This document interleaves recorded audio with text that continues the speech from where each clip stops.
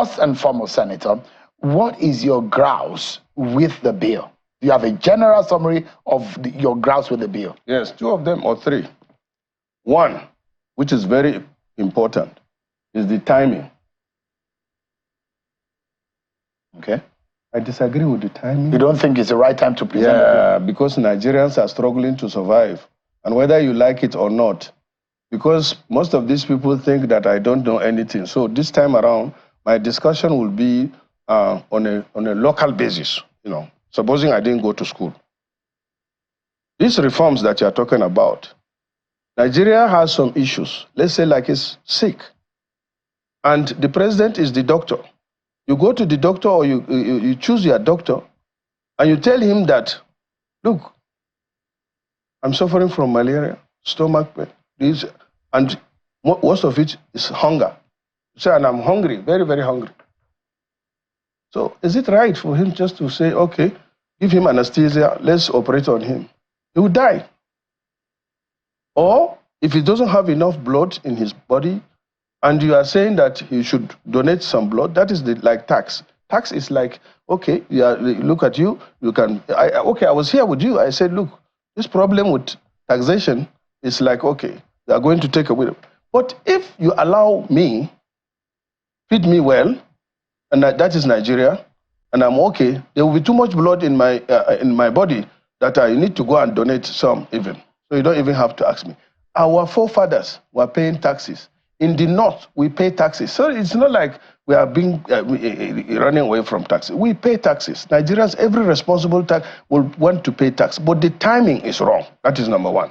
Okay. Number 2, there is so just before you move forward, the timing, when do you think would have been right to present this bill? When there is no hunger, when people are living, not surviving. Look at what is happening in America. Before they swear in Donald Trump, didn't you hear him? I sent you that he said he's going to cut taxes because of inflation. Are we not having inflation? Inflation is going up. We are supposed to cut taxes. Ghana here, that are neighbors, they are cutting taxes. They reduced their VAT from 17% to 3%. Go and check it. They have abolished airline ticket VAT. They have abolished, tax on imported spare parts. They have abolished several taxes in Ghana here. I imagine that the proposition. So they are moving. Wait now. Yeah. You should move from tax reform to first in Nigeria. What we need to do is to reform the government. You know, part of it. Go and check our personnel and overhead expenditure for this 2024 is about 50 to 60% of the budget itself. We are here in November. 20% of the budget has not been implemented. But if you check the recurrent expenditure, it has been exhausted.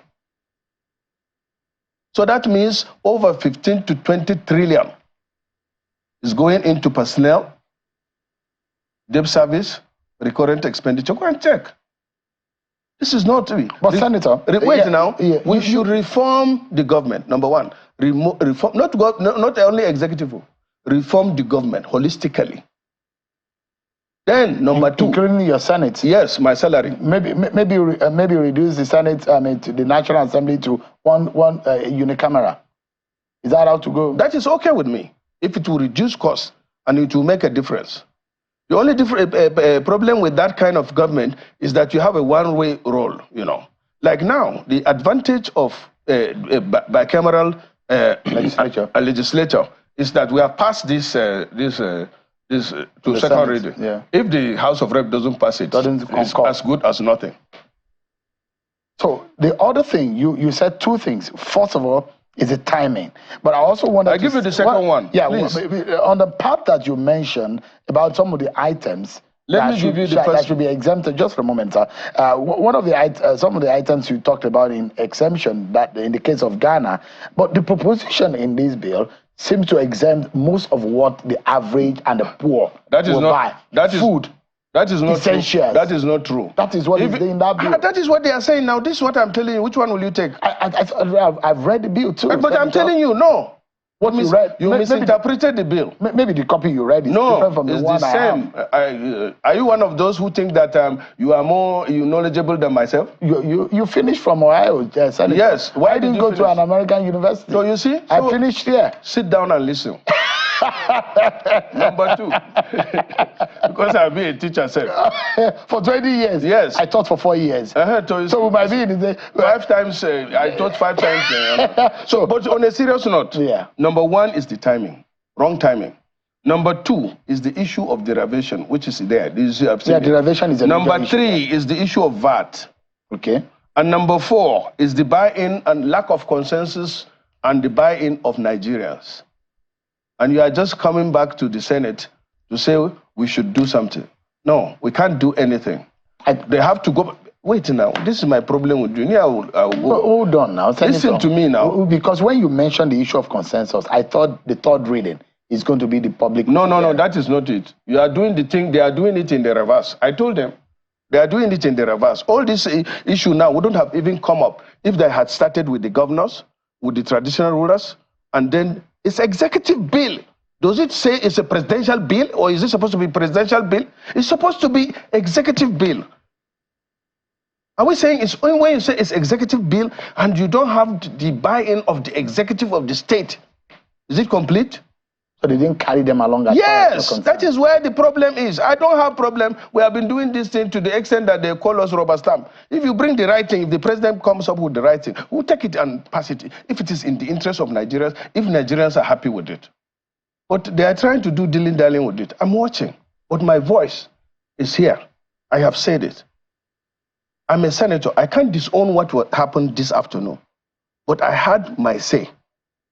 When we are to pass it, I spoke, and my position is clear. And Dixon spoke, and he made his position. And then the empty Mongono from my state spoke. He trashed what I said, calling it academic exercise. So be it. But the whole world knows the position of Ndume. It's not personal. It's because I'm privileged to be a senator from the poor. Anything less to me is tantamount to betrayal. You understand? But that is not to say that you are not entitled to your own position. I just hope and pray that this position I'm taking is what my constituents, and I have been receiving calls since yesterday. That's your constituents say, because there are those who think that Ndume is just pushing an agenda. Which agenda? There are those, the anti-Tinubu agenda. No. Look, I'm more Tinubu than most of them. Because most of them are dependents. And I'm an ally.